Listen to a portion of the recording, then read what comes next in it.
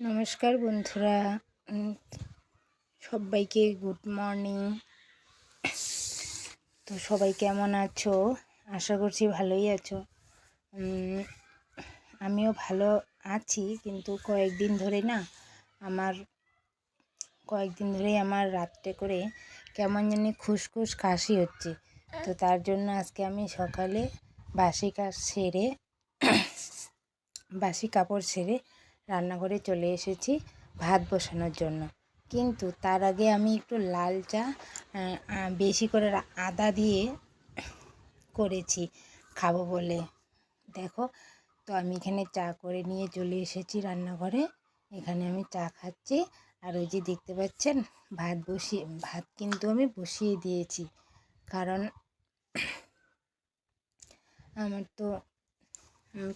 আমাদের তো সকালে উঠেই কাজে যেতে হয়, কাজে চলে যায়। তো এই মনে করুন 9টার মধ্যে কাজে চলে যায়। তো তার জন্য আমাকে কী করতে হয়, সকাল সকাল ভাত বসাইতে হয়। আর দেখো, কথা বলতে বলতে এদিকে আমার রান্না হয়ে গেছে। তো রান্না করেছি ভাত, একটু শাক, আর ডিমের বড়া করেছি, আর আলু দিয়ে কাঁচা কলা দিয়ে তরকারি করেছি, আর লাউয়ের তরকারি করেছি। তো সেটা আমি নিয়ে নিই। তো চলো এখন আমি খেয়ে নেব। তো খাওয়ার পরে দেখো চলে এসেছি যে আমার যে 3টা ছাগল আছে, ওই ছাগল 3টাকে মাঠে দিতে এসেছি। মাঠে তো দিতে এসেছি, কিন্তু মাঠ তো ফাঁকা নেই। সারা মাঠ জুড়ে দেখো করেছে। মাঠ বলতে ভুল, দোলা। সারা দোলা মানে দোলার মধ্যে যত জমি আছে সবগুলাতেই করেছে, আলু করেছে। তার জন্য গরু ছাগল বান্ধার অনেক অসুবিধে বর্তমানে আর কি। গরু ছাগল যে বাঁধবো তার কোনো জায়গাও নেই। তো এই ফাঁকে আমার ছাগল দেওয়া হয়ে গেছে। আর এই দেখো দেখাচ্ছি কেমন গোটা ক্ষেত জুড়ে শুধু আলু আর আলু। ছাগল দিয়ে বাড়ি চলে এসেছি। এসে দেখো এখানে 1 গামলা কুসুম কুসুম গরম জল নিয়ে নিয়েছি। তো এখানে অনেক জামা কাপড় আছে, ভেজাবো। জামা কাপড় বলতে কি, আমার ছেলের বেশি আছে এখানে। আমার ছেলের আর আমার শাশুড়ি মায়ের একটা নাইটি আছে, আমার আছে।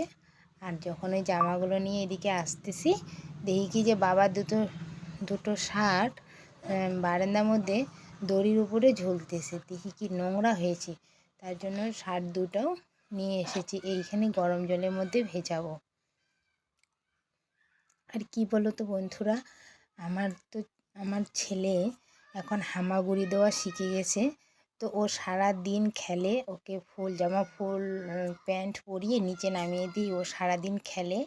সারাদিনে 2-3টা করে জামা চেঞ্জ করে দিই, এর জন্য ওর জামা কাপড় বেশি বের হয়। তো দেখো ওর জামা কাপড়গুলো এত নোংরা করে যে গরম জল ছাড়া ওগুলো পরিষ্কারই হতে চায় না।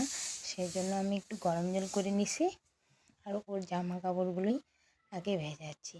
হামাগুড়ি দেওয়া শিখে গেছে, এখন কোলে তো থাকতেই চায় না, শুধু নিচে নামতে চায়। ওকে নিচে নামিয়ে দিতে হয়, না দিলে কান্না করে।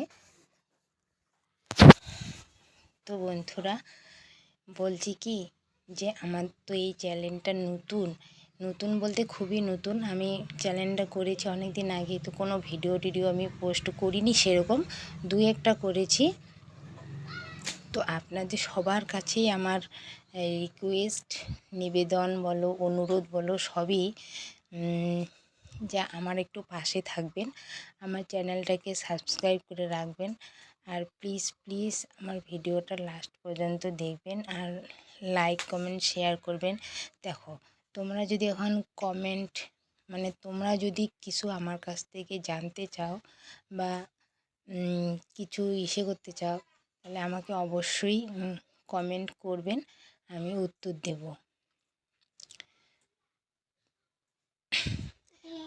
তো বন্ধুরা দেখো, আপনারা যদি পাশে না থাকেন, তাহলে আমি যে আশা নিয়ে এই পথে এসেছি, আমার সে আশাই থেকে যাবে, আমার কোনোদিনও সে আশা পূর্ণ হবে না। তো যাই হোক, অনেক কথাই বলে ফেললাম, আপনারা কিছু মনে করবেন না। কখনো আপনি বলতেছি, কখনো তুমি বলতেছি, আমার ভাষার একটু গোলমেল হয়ে যাচ্ছে। তো কোনটা কি বলবো বুঝে উঠতে পারতেছি না। প্রথম তো কথা বলতেই পারতেছি না ঠিক মতো করে। তো আপনারা একটু প্লিজ মানিয়ে নেবেন নিজের ছোটো বোন বা মেয়ে মনে করে। তো এদিকে দেখো আমার জামা কাপড়গুলো ধোয়া হয়ে গেছে। তো জামা কাপড়গুলো এখন নাড়বো, মানে বাইরে শুকাতে দেবো। তো চলো শুকাতে দিই। আর ওদিকে দেখুন আমার মেয়ে আইসক্রিম নিয়ে খাচ্ছে। ঠিকমতো গরমও পড়েনি আর এখনই আইসক্রিম বেচা চলে এসছে। তো আর বিকালবেলা তো কোনো কাজ বাজই আপনাদের সাথে শেয়ার করতে পারিনি। যে আমার একটা ছেলে আছে, ওকে নিয়েই আমার দিন কেটে যায়। আর সন্ধ্যার সময় দেখো আমার বর মশাই নিয়ে এসেছে, মাছও এনেছে মাংসও এনেছে। মাংস বলতে চিকেন এনেছে আর রুই মাছ এনেছে। তো মাছ আর মাংস এই দুটোই আমি প্লাস্টিক থেকে বার করে নিচ্ছি, নাহলে আবার নষ্ট হয়ে যাবে। যেহেতু হালকা হালকা গরম পড়েছে এদিকে। আপনাদের ওদিকে কেমন পড়েছে অবশ্যই কমেন্ট করে জানাবেন। আমাদের এদিকে কোনো দিন একদিন গরম তো একদিন ঠান্ডা এরকম। তো আজকের দিনটা একটু ভালোই গরম পড়েছে। তো মাছগুলোকে ঢাইলে নিলাম। এই যে দেখো কত রুই মাছ নিয়ে এসেছে, 1 কিলো মাছ এনেছে আর চিকেন এনেছে। তো আজকে রাত্রেবেলা মাছটা ভেজে রেখে দেবো, চিকেনটা রান্না করব। আর আমি যেহেতু চিকেন খাই না, সেজন্য আমি একটা মাছের পিস ভেজে বলো রান্না করে বলো খেতে পারি। কারণ ছোট বাচ্চা আছে, বেশি সময় নিয়ে রান্না করতে পারবো না। কারণ ওকে আমি ছাড়া ওকে কেউ রাখতে পারে না, আর ওকে কেউ খাওয়াতেও পারে না। মানে ও এতই চঞ্চল, ওকে কেউ খাওয়াতে পারে না। খাওয়াতে গিয়ে যে যায় সেই 1 চামচ 2 চামচের বেশি খাওয়াতে পারে না। সেই জন্য আমাকেই খাওয়াতে হয়। কি করব বলো, মা যখন হয়েছি কষ্ট তো করতেই হবে।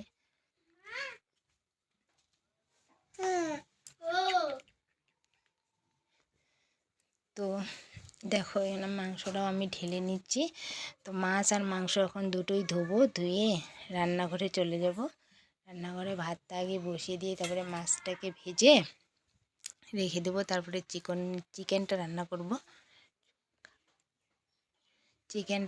করব এই আর কি। আর ওদিকে আমার মেয়ে বলতেছে কি মা খাতা দাও। তো বললাম আগে বই পড়া স্টার্ট কর, তারপরে আমি পাশের দোকান থেকে খাতা কিনে এনে দেবো। ওর বাবা খাতা আনতে ভুলে গেছে তাই। তো বন্ধুরা দেখো কথা বলতে তো পারি না ঠিক মতো করে, মানে গলায় জড়াচ্ছে কথাগুলো, ভালো করে বলতে পারতেছি না। তো এটাই, প্লিজ কেউ কিছু মনে করো না, একদমই নতুন আমি সেই জন্য। তো দেখো মাছ মাংস ধুয়ে নিয়ে এখন রান্নাঘরে চলে গিয়ে ভাত আমার হয়ে গিয়েছে বন্ধুরা। আর এখন দেখো এখানে মাছ ভাজা বসিয়ে দিয়েছি, মাছটাকে ভালো করে ভেজে নেব। যেহেতু কালকে সকালে তাড়াহুড়া রান্না, এই জন্য আজকে রাত্রে ভালো করে মাছটাকে ভেজে রাখবো। কালকে সকালে উঠে আর একটু কড়াইতে গরম করে নিয়ে শুধু তরকারি করব। তো এই মাছ ভাজা থেকেই মানে মাছ ভেজেই রেখে দেবো। আর কিছু তো শেয়ার করতে পারবো না, বুঝতেই পারতেছো অন্ধকার দেখা যায়, লাইটের বেশি পাওয়ার নেই। তো সেই জন্য বন্ধুরা আজকের মতো ভিডিও আমি এখানেই শেষ করব। যদি আপনাদের ভালো লেগে থাকে দয়া করে আমার চ্যানেলটাকে সাবস্ক্রাইব করে রাখবেন, একটা লাইক দিবেন, কমেন্ট করে আমার পাশে থাকবেন। আমার পাশে থাকার আপনাদের কাছে অনুরোধ রাখছি, এটাই বলবো। এখানে